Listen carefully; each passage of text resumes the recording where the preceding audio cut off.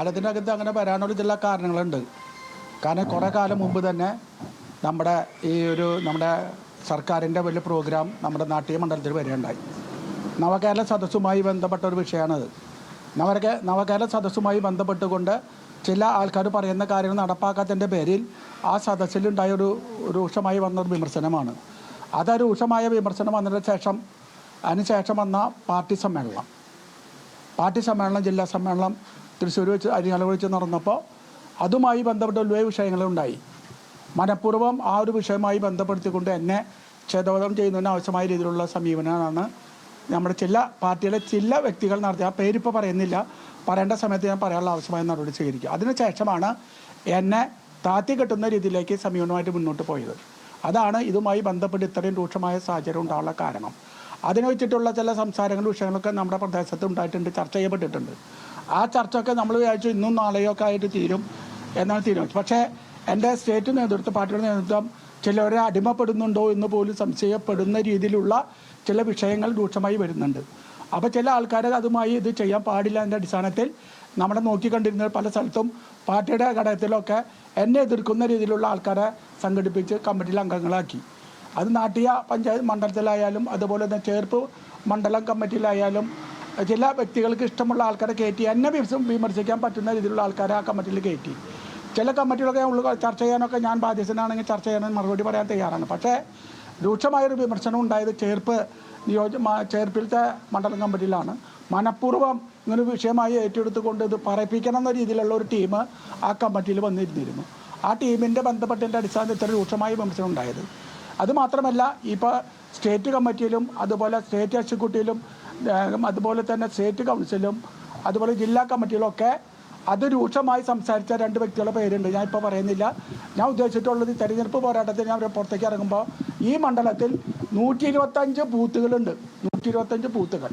ആ ബൂത്തിൽ സമാനമായ ചില രീതിയിലുള്ള പൊതുവെ പ്രശ്നങ്ങളൊക്കെ ഉണ്ടാവും. അത് ബൂത്ത് അടിസ്ഥാനത്തിൽ പോയി ഞാൻ ഇതുമായി ബന്ധപ്പെടുത്ത് ഈ വിഷയത്തെ സംബന്ധിച്ച് ജനങ്ങളോട് മുന്നേ ബോധ്യപ്പെടുത്തും.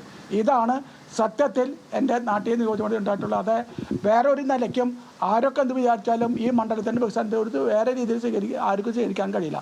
അത്രമാത്രം ലഭിക്കുന്ന വർക്കുകൾ മുഴുവനും നമ്മുടെ കേരളത്തിൻ്റെ എല്ലാ പോലത്താലും എടുക്കുന്ന മുഴുവൻ ഈ നാട്ടിൽ നിയോജകമണ്ഡലം എടുത്തിട്ടുണ്ട്. അതിൻ്റെ സപ്ലിമെൻ്റ് ഇവിടെ ഇറക്കാണ്ടായി. നിങ്ങൾക്ക് വായിച്ചു കാണാൻ ഞാൻ വിചാരിക്കുന്നു. പിന്നെ എനിക്ക് പറയാൻ ചില ആൾക്കാർ എന്നെ വന്ന് കണ്ടു, സംസാരിച്ചു, എന്ത് ചെയ്യണമെന്ന് ചോദിച്ചു. എന്ത് ചോദിച്ചപ്പോൾ ഞാൻ പറഞ്ഞു ഞാൻ വേറെ ഒന്നും ചെയ്യാൻ ഉദ്ദേശിക്കുന്നില്ല, ഞാനൊരു സ്വതന്ത്ര സ്ഥാനാർത്ഥിയായിട്ട് മത്സരിക്കാൻ ഉദ്ദേശിക്കുന്നു. അപ്പോൾ എന്നോട് ചോദിച്ചാൽ എങ്ങനെയാണ് സ്വതന്ത്ര സ്ഥാനാർത്ഥിയായി മത്സരിക്കുമ്പോൾ നിങ്ങൾ ജയിക്കുമോ? ജയിക്കലല്ല കാര്യം. ജയിക്കുക മാത്രമല്ല, എനിക്ക് ജനങ്ങളോട് പറയേണ്ട കാര്യം തുറന്നു പറയാനുള്ള ആവശ്യമായ നടപടി സ്വീകരിക്കാനാണ് ഉദ്ദേശിച്ചത്. അതുകൊണ്ട് ഞാൻ പറഞ്ഞു ഞാൻ ഒരു സ്വതന്ത്ര സ്ഥാനാർത്ഥി മത്സരിക്കും.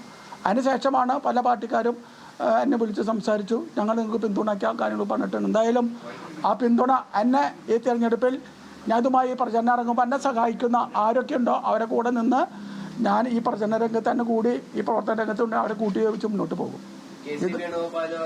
കെ സി വേണുഗോപാലും രമേശ് ചെന്നിത്തലൊക്കെ എന്നെ വിളിക്കേണ്ടായി, കാര്യം സംസാരിച്ചു. അപ്പോൾ അവരോട് ഞാൻ പറഞ്ഞത് എനിക്കുള്ള ആഗ്രഹത്തിനനുസരിച്ച് എനിക്ക് നേരിട്ട് ഒരുപാട് കാര്യങ്ങൾ പറയാണ്ട് അതൊക്കെ മാനസികമായിട്ട് പറഞ്ഞ് ജനങ്ങളെ ബോധ്യപ്പെടുത്തും.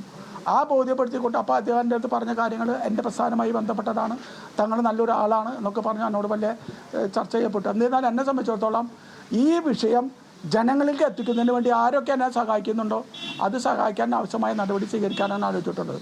അതിൻ്റെ അടുത്താണെങ്കിൽ പിന്നെ ഒരു സമയം ഉണ്ടായത്, സ്വതന്ത്ര സ്ഥാനാർത്ഥിയായിട്ട് മത്സരിക്കുമ്പോൾ നമ്മളോടൊരു പാർട്ടി പറഞ്ഞു നിങ്ങൾക്ക് എല്ലാവിധ സഹകരണം ജോസ് വള്ളൂർ വന്നിട്ടുണ്ട്. ഏറ്റവും അങ്ങനെ ഉണ്ടെങ്കിൽ അവരെ പാർട്ടി പൂർണ്ണമായി പിന്തുണയ്ക്കുമെന്ന് ഉറപ്പ് നൽകിയിട്ടുണ്ട്. ആ ഉറപ്പൊക്കെ എന്നെ സംബന്ധിച്ചോളം വളരെ സന്തോഷകര അനുഭവമാണ്. ഇനി പാർട്ടി ഇതുമായി ബന്ധപ്പെട്ട് എന്തെങ്കിലും അഭിപ്രായം ചർച്ച ചെയ്യാൻ പറ്റുന്നുണ്ടെങ്കിൽ എൻ്റെ ഈ പറഞ്ഞ കാര്യം മാത്രമാണ് എനിക്ക് എൻ്റെ പാർട്ടിയോട് പറയാനുള്ളത്. ബി ജെ പിക്കാർ വിളിച്ചപ്പോൾ പറയുന്നത് എനിക്ക് അതിനോട് താല്പര്യമില്ലാത്ത ആളാണ്.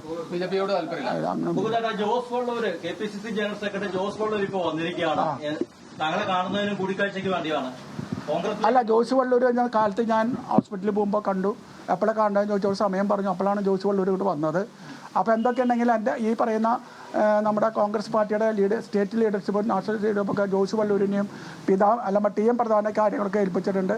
അത് MLA ആയിട്ട് സംസാരിച്ച് വേണ്ടതായ മുന്നോട്ട് പൊക്കോളാൻ എന്ന് പറഞ്ഞിട്ടുണ്ട്. അത് വിട്ട് പിന്നെ അവർ പറയുന്ന കാര്യങ്ങൾ നമ്മൾ ചോദിച്ചു ഇല്ല ചർച്ചയ്ക്ക് ആവശ്യമില്ല. ഏത് നേരത്തെ നിങ്ങൾ വന്ന് പറഞ്ഞിട്ടുണ്ട് സ്വതന്ത്ര സ്ഥാനാർത്ഥിയാണ് UDF പിന്തുണയോടെ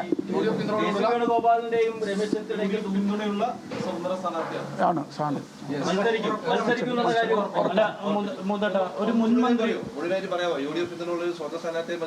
ഓക്കെ തർക്കമില്ല. സംശയങ്ങളൊക്കെ തീർത്തിട്ട് വരുന്നു.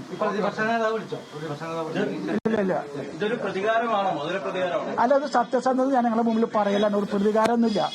ജനങ്ങളുമാകുന്ന കാര്യങ്ങൾ പറഞ്ഞ് വികസന രംഗത്ത് മാതൃകമായ പദം പോകുന്നതിൽ തടസ്സം നിൽക്കുന്നവർക്കെതിരായി പറയുന്ന ഇതാണ്. ഇതൊരു വികാരമൊന്നുമല്ല, വേറെ വികാരമൊന്നുമല്ല, പ്രതിഷേധമല്ല. ഇത് തള്ളി പറയുന്നത് സത്യമാണ്. തള്ളി പറഞ്ഞ പാചകമൊന്നുമല്ല. ഇത് സത്യം. വേറെ കാര്യങ്ങൾ പറയാനുണ്ട്. അത് ഞാൻ നിങ്ങളോട് പറഞ്ഞു. ഇനി വരുന്ന ക്യാമ്പയിനിലൊക്കെ തെരഞ്ഞെടുപ്പ് ക്യാമ്പയിനിലൊക്കെ അതിപ്പോ പറയുന്നില്ല. ആ സമയം എനിക്കുണ്ട്, ഇനിയുണ്ട്. എന്നെ വിമർശിക്കുന്ന ആൾക്കാരൊക്കെ പൊതുവേദിയിൽ വരും. അവർക്കെതിരായി പേരെടുത്തുകൊണ്ട് ഞാൻ അത് വിമർശിക്കും. അല്ല, ഒരു ചെറിയൊരു ചോദ്യം മുൻ മന്ത്രിയുടെ നേതൃത്വത്തിലുള്ള ഒരു അന്തിക്കാടൻ കോക്കസ് ആണ് അതിന്റെ പിന്നിൽ. അങ്ങനെ കോക്കസ് എന്ന് പറഞ്ഞാൽ കുറെ കോക്കസ് ഉണ്ട്. അവരെ ആശ്രയിക്കുന്ന ഒരുപാട് കോക്കസ് ഉണ്ട്. അതൊക്കെ മൂന്നേട്ടന്റെ സത്യവും നീതിയും പാർട്ടി അംഗീകരിക്കുന്നുണ്ടോ? ഇല്ല, അംഗീകരിക്കുന്നില്ല. സത്യവും നീതിയും പാർട്ടി അംഗീകരിക്കുന്നില്ല. ഇല്ല, അതുകൊണ്ടല്ല ഇങ്ങനെ വന്നത്. ഇതൊരു പേയ്മെന്റ് സീറ്റ് ആണോ? ഇപ്പൊ എന്റെ മനസ്സിൽ ഇത് പേയ്മെന്റ് സീറ്റാണ്. അത് നിങ്ങളോട് പറയണ്ടായ കാലത്ത് നിങ്ങളൊക്കെ എൻ്റെ അടുത്ത് വന്നതാണ്. എന്നെക്കാളും കൂടുതൽ താല്പര്യം കിട്ടാൻ വേണ്ടിയിട്ട് നിൽക്കുന്നത് സാമ്പത്തിക ഭദ്രത ഉറപ്പുവരുത്തുന്ന ആൾക്കാരെ കൂടെ നിൽക്കുന്നത്. എന്നോട് താല്പര്യമില്ല. പിന്നെ ഞാൻ എന്ത് ചെയ്തിട്ട് തർക്കം? ശത്രുവല്ലാത്ത സഹാവായി സംസാരിക്കുന്നതാണ് പാർട്ടിയുടെ സ്റ്റേറ്റ് സെക്രട്ടറി. ശത്രുവാൻ ആളാ മുമ്പ് എൻ്റെ അടുത്ത് എങ്ങനെയാണ് പറഞ്ഞത്? ഈ പാർട്ടിയുടെ വിഷയം നമ്മുടെ ജില്ലാ സമ്മേളനം നടക്കുമ്പോൾ തന്നെയാണ് പറഞ്ഞത്. എല്ലാ പ്രശ്നവും ഭരിച്ച് മുന്നോട്ട് പോകും. ജില്ലാ സമ്മേളനം കഴിഞ്ഞ ഡേറ്റ് നിങ്ങൾക്ക് അറിയാലോ. കഴിഞ്ഞു. സ്റ്റേറ്റ് സമ്മേളനം കഴിഞ്ഞു. ദേശീയ സമ്മേളനം ഇതൊക്കെ കഴിഞ്ഞു. ഇപ്പോഴും മുകുന്ദനെ സഹായിക്കും എന്ന് പറയാം. അത് എൻ്റെ സ്വഭാവം നിങ്ങളുടെ സ്വഭാവം ഒന്നാണല്ലോ. എന്നാലും പറയുമ്പോൾ ചോദിച്ചു പറയണ്ടേ? ഇറങ്ങാണ്. സ്വന്തം പാർട്ടിക്ക് മത്സരിക്കും. തൽക്കാലം പാർട്ടിയോട് ഞാൻ എൻ്റെ ചുമതലസ്ഥാനം ഉണ്ടാകുന്നത് മണ്ഡലം കമ്മിറ്റി അംഗമാണ്. അത് ഇന്നലെ രാജിവെച്ചു. അൽമൻസാനം ഇപ്പൊ എന്റെ തെരഞ്ഞെടുപ്പിൽ എന്തെങ്കിലും അപകടം ഉണ്ടെങ്കിൽ അതും രാജിവെക്കും. വെക്കണോ? തെരഞ്ഞെടുപ്പ് മത്സരിക്കണോ? ഇപ്പൊ ഈ ഞാൻ ജില്ലാ എക്സിക്യൂട്ടീവ് മെമ്പറായിരുന്നു. അതിനുശേഷം ഈ പറഞ്ഞ വിമർശനമായി വന്നതിന്റെ ശേഷം എന്നെ സമ്മേളനത്തിൽ നിന്ന് പ്ലാൻ ചെയ്ത് ഒഴിവാക്കിയതിന് ശേഷം എന്നെ ഈ കൗൺസിലിൽ നിന്ന് ഒഴിവാക്കിയിട്ട് അതിനുശേഷമാണ് ഈ അപകടങ്ങളൊക്കെ നമ്മുടെ മേഖലയിൽ ഉണ്ടാകുന്നത്. അല്ല, അതിപ്പോ ഒഴിവായി. ഈ ഘട്ടം വരെ പാർട്ടിയുടെ ഒരു നേതാക്കളും ബന്ധപ്പെട്ടിട്ടില്ല. അല്ല, സ്റ്റേറ്റ് സെക്രട്ടറിയുടെ വാക്ക് വെറും പൊള്ളയായ വാഗ്ദാനം അങ്ങനെ ഞാൻ പറയുന്നില്ല. അദ്ദേഹം പറയുന്ന കാര്യങ്ങൾ എന്താണ് ഞാൻ വരുമ്പോൾ നമ്മൾ സംസാരിച്ച് മുന്നോട്ട് പോകാമല്ലോ. പക്ഷെ ഇത് പറയാനുള്ള കാരണം എന്താ? ഇപ്പൊ ഞാൻ നിങ്ങളോട് വിമർശനം നടത്തിയ കാര്യങ്ങൾ പറഞ്ഞാൽ ഉടനടി നാളെ എന്നെ പാർട്ടി ഈ പറഞ്ഞ ചുമതലയിൽ നിന്ന് രാജിവെക്കുക. പാർട്ടി ഇപ്പോൾ 2 മണിക്ക് 3 മണിക്ക് പാർട്ടിയുടെ ജില്ലാ സെക്രട്ടറി പങ്കെടുക്കുന്നതുണ്ട്. എന്നെ പാർട്ടിയിൽ നിന്ന് പുറത്താക്കി ഇപ്പോൾ പ്രഖ്യാപിക്കും. അതിനേക്കാളും മുമ്പ് എനിക്ക് രാജിവെക്കല്ലേ? പാർട്ടിയിൽ നിന്നല്ല, അതില്ല. ഞാൻ എൻ്റെ ചുമതലയിൽ നിന്ന് രാജിവെച്ചു. മണ്ഡലം കമ്മിറ്റി അംഗമാണ്.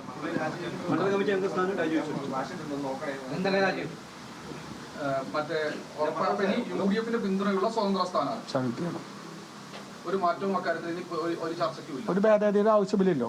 മുന്നോട്ട് പോകാണ്. എന്റെ ലീഡർഷിപ്പ് മുഴുവൻ പാർട്ടി വന്നപ്പോ പോരാതെ പരിഹരിക്കാതെ വന്ന് നിൽക്കുന്നുണ്ട്. അവരും കൂടി ആരാ അയാൾക്ക് കണ്ടു. ആയിക്കോട്ടെ,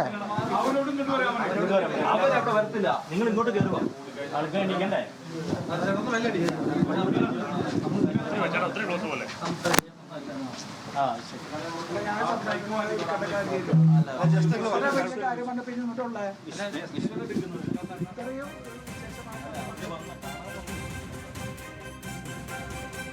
CC മുകുന്ദൻ MLA മാധ്യമങ്ങളോട് സംസാരിക്കുകയായിരുന്നു.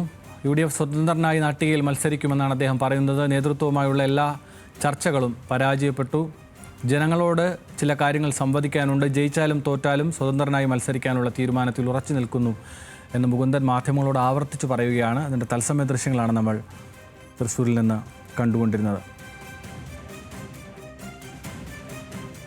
ലെവിനുണ്ട് വിശദാംശങ്ങളുമായി. ലെവിൻ, എന്തൊക്കെ കാര്യങ്ങൾ നമുക്ക് കൂടുതൽ വ്യക്തതയോടുകൂടി മനസ്സിലാകുന്നു ഈ ഘട്ടത്തിൽ?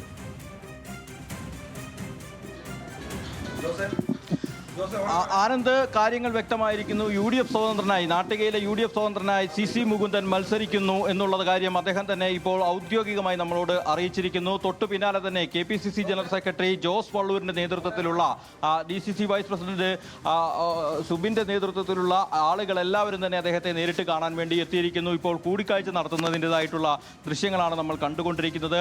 അരനൂറ്റാണ്ടിലേറെ കാലം നാട്ടികയിലെ CPIയുടെ മുഖമായിരുന്ന CC മുകുന്ദൻ അദ്ദേഹം ഇന്ന് ഔദ്യോഗികമായി പ്രഖ്യാപിച്ചിരിക്കുന്നു. പാർട്ടിയുമായിട്ടുള്ള ബന്ധം വിച്ഛേദിക്കുമെന്നുള്ള, മണ്ഡലം കമ്മിറ്റി, ജില്ലാ എക്സിക്യൂട്ടീവ് സ്ഥാനം അടക്കമുള്ള സ്ഥാനമാനങ്ങൾ, പാർട്ടി സ്ഥാനമാനങ്ങൾ രാജിവെക്കുമെന്നുള്ള പ്രഖ്യാപനം നടത്തിക്കൊണ്ട് UDFന്റെ സ്വതന്ത്ര സ്ഥാനാർത്ഥിയായി അദ്ദേഹം മത്സരിക്കുമെന്ന് ഉറക്കെ പ്രഖ്യാപിച്ചിരിക്കുകയാണ്. തനിക്ക് പാർട്ടിയുടെ വഴി ലഭിച്ചിട്ടുള്ള എല്ലാ സ്ഥാനമാനങ്ങളും രാജിവെക്കും.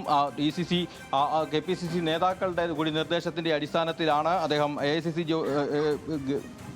KC വേണുഗോപാലിൻ്റെ അടക്കമുള്ള ആളുകളുടെ നിർദ്ദേശത്തിൻ്റെ അടിസ്ഥാനത്തിലാണ് ഇപ്പോൾ ജോസ് വള്ളൂരും സംഘവും CC മുകുന്ദനുമായി കൂടിക്കാഴ്ച നടത്തുന്നത്. ഏതായാലും തെരഞ്ഞെടുപ്പിൽ സ്വന്തം പാർട്ടിക്കെതിരെ മത്സരിക്കുമെന്നുള്ള കാര്യം വ്യക്തമാക്കിയിരിക്കുന്നു. പാർട്ടിയുമായുള്ള CPIയുമായുള്ള ദീർഘകാല ബന്ധം ഇവിടം കൊണ്ട് മുറിച്ചു മാറ്റുകയാണെന്നുള്ള നിലയിലുള്ള പ്രതികരണം കൂടി CC മുകുന്ദൻ്റെ ഭാഗത്തുനിന്നുണ്ടായിരിക്കുന്നു. ഏതായാലും സ്ഥാനാർത്ഥി പ്രഖ്യാപനം പൂർത്തിയാകുന്നതിന് മുൻപ് തന്നെ, ഔദ്യോഗികമായി കോൺഗ്രസ് സ്ഥാനാർത്ഥികളെ പ്രഖ്യാപിക്കുന്നതിന് മുൻപ് തന്നെ നാട്ടികയിലെ സ്ഥാനാർത്ഥിയായി ശരി, കൂടുതൽ വ്യക്തത കൂടി ഇക്കാര്യത്തിൽ വരട്ടെ. ഏതായാലും സ്വതന്ത്രനായി മത്സരിക്കും. ദീർഘകാലത്തെ CPI ബന്ധം ഉപേക്ഷിച്ച് നാട്ടികയിൽ സ്വതന്ത്രനായി മത്സരിക്കാൻ MLA തീരുമാനിച്ചിരിക്കുന്നു. മാധ്യമങ്ങളോട് അക്കാര്യം പറയുകയായിരുന്നു. ഈ മണിക്കൂർ